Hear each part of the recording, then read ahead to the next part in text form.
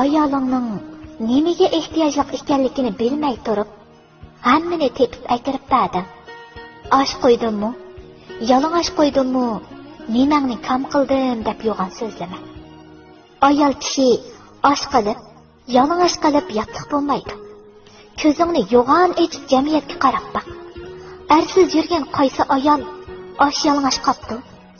Bir ayol uchun boylik, nom shuhratdanmi bakarak tasalliga, hamroh bo'lishga, illiqlikqa, kuyinishga, haqiqiy mehr muhabbatga muhtoj nurg'un kishilar bor.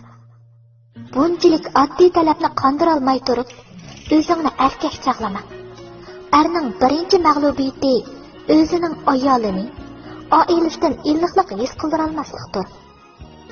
Ayolingning sana kuyinishlari, sendan ansirashlari yo'qolgan daqiqada ishongan. Sana nisbatan butun muhabbati o'lgan bo'ladi. Sendan burulla umidini uzgan bo'ladi.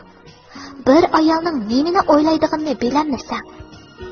Sen bu turmushda mag'lub bo'lding degan gap.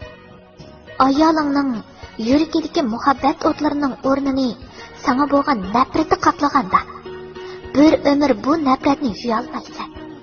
Ayolingni o'zgarding deyma. Ayoling sana yotliq bo'lishdan ilgari oppoq qog'oz edi. O'z qo'ling bilan uning kelgusini yozdi. Varaqqa nima yozsang, shuni o'qiysan. Shuning uchun xatolikni ayolingdan izlashdan burun men nima qildim deganni o'yla. Yaxshi qarshi tarafdan xatolik izlamaydi.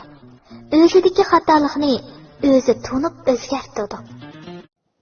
Tuqqanlar mehrimanda bir gap bor. Mana shu ba'zan mehnat salonlarining e'lon kirmishida yaxshi ekan, ularni qo'llab zodi zaykanni besib, ostidagi shu rasmlik e'lonni chekib bir qilib o'tgan. Bizning mashina bir aktiv energiyalik, mashina pakiz salonini qo'llab qo'yinglar, tuqqanlar. Zaykanni besib qo'yinglar, ostidagi rasmlik e'lonni chekib qo'yinglar. Ba'zanlaringiz shunday yaxshi chekib, qo'llab navbatsizlar, sizlarga rahmat. Ba'zanlaringiz faqat qo'llamadinglar, qo'llab qo'yinglar. Mashina pakiz salonlarni asli bir e'lon kirimidan foydalansin. Müşü salona kirmeyenler kirbilinglar.